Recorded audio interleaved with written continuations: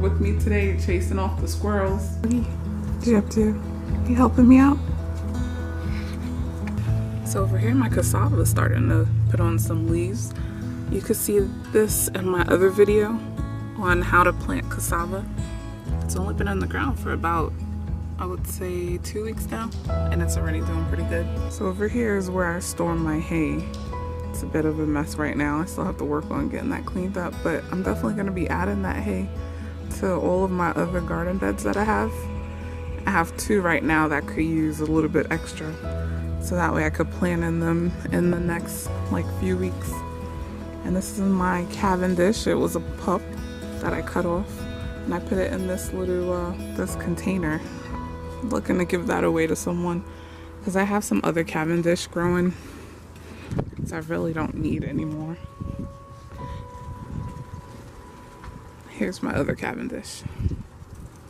These guys, they're pretty good.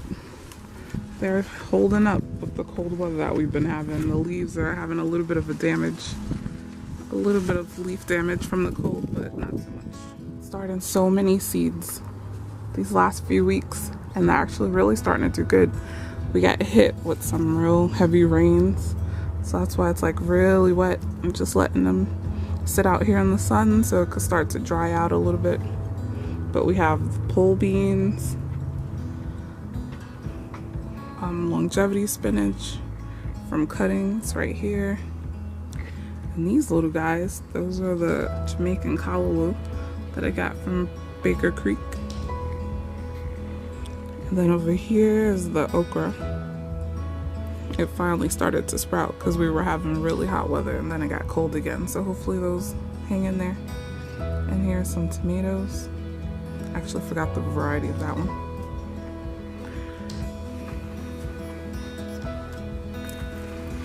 Down here, this is where I keep most of the other seeds that I started. They're really starting to do good. They get just enough sunshine, not too much that they dry out, but they seem to be happy right here. And look at that, there's lots of corn growing. The one thing that hasn't started growing yet is the peppers. And I don't know, I'm thinking maybe it's because it hasn't been consistently hot. So I'm just gonna watch it for another week or 2. And if they don't start to sprout, I'll plant some more seeds and give it a try again. Because we have some warmer weather coming. So we'll see. Maybe that'll help them. And this right here is the sugar cane that I got from one of my other videos that you guys saw. So when I had put it in my car, the tops right here had broke off because these are just so long. So this one I'll probably just put in the compost. I didn't break that off yet. But this other one here, if you can see, I put them in some water because these are really easy to propagate from cuttings. So basically you just take the cutting from the sugar cane, let it sit in water, and then see, just, it's been in here for like 2 weeks now and it's already putting on roots. So I'm gonna let the roots get a little bit longer, and then that will definitely be going out at the food fork, because then that way it'll have plenty of room to expand and spread. This is a really small backyard, so we're kind of limited on space. So what I decided to do was, instead of growing in the tiny amount of space we have that has some actual soil, I put 2 raised beds. So this raised bed my husband built about a few months ago, and it's been holding up pretty good. We used the non-treated wood, and it's still looking good.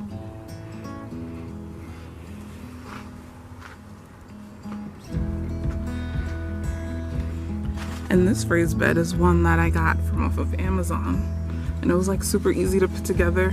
It was already pre-cut, and I don't know if you can see it, but you just slip the side pieces in this main piece, and that was it.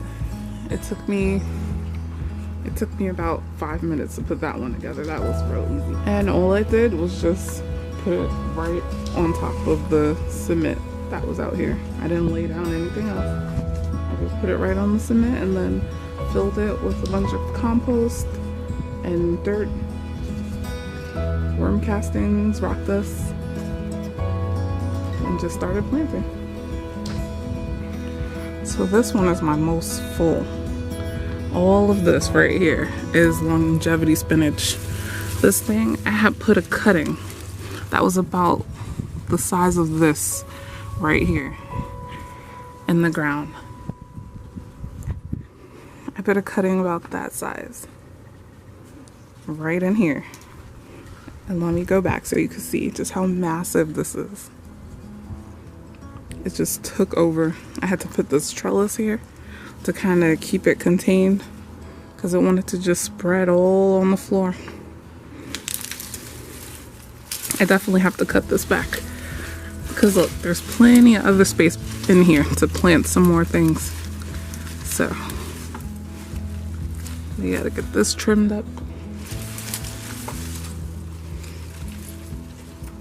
I have a few lacinato kale, also known as dinosaur kale. These guys are doing okay. I was hoping they'd get a lot bigger, but it's still kind of early in the season, so I'll just leave them in here for the next couple of months and they should get pretty big. But they're looking really good. It's like no bugs, just a little bit right here.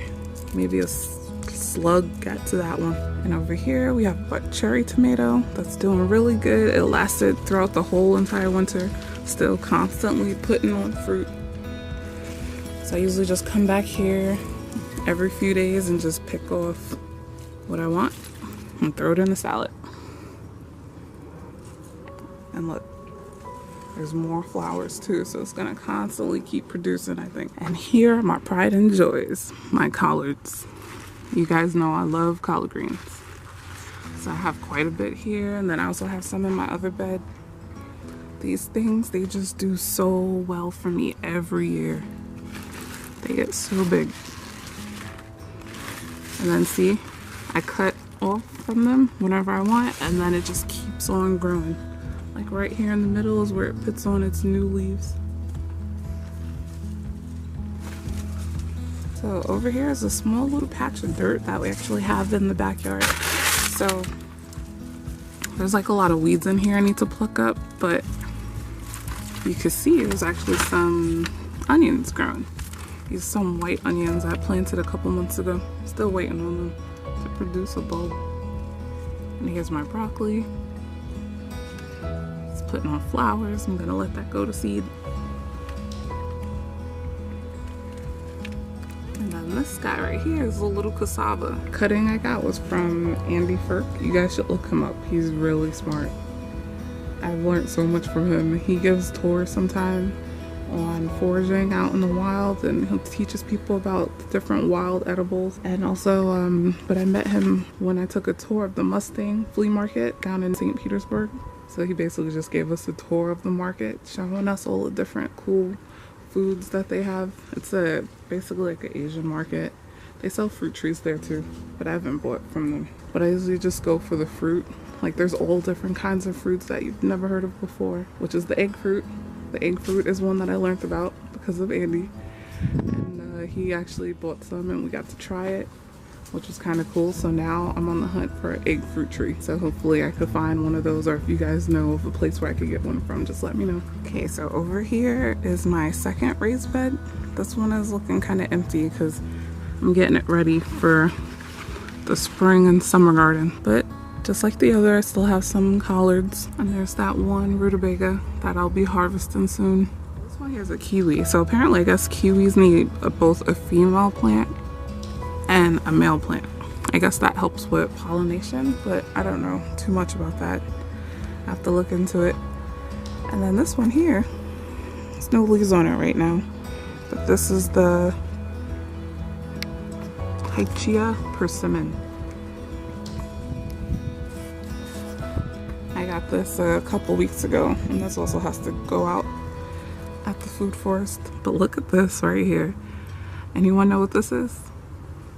I actually checked in my wild food book that I got from Amazon, and this is actually a sow thistle. It's in the dandelion family. The leaves are edible, the flowers are edible, the roots are edible. Over here we have some potatoes growing. These guys are doing pretty good.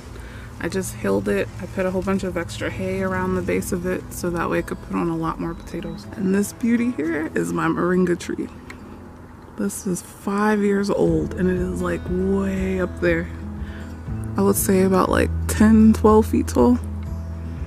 And that also started from a cutting. That was about the size of this branch right here. And basically all I did was just stick it in the ground and forgot about it. If you have any questions or comments, just leave it down below. And I'll see y'all later. Bye.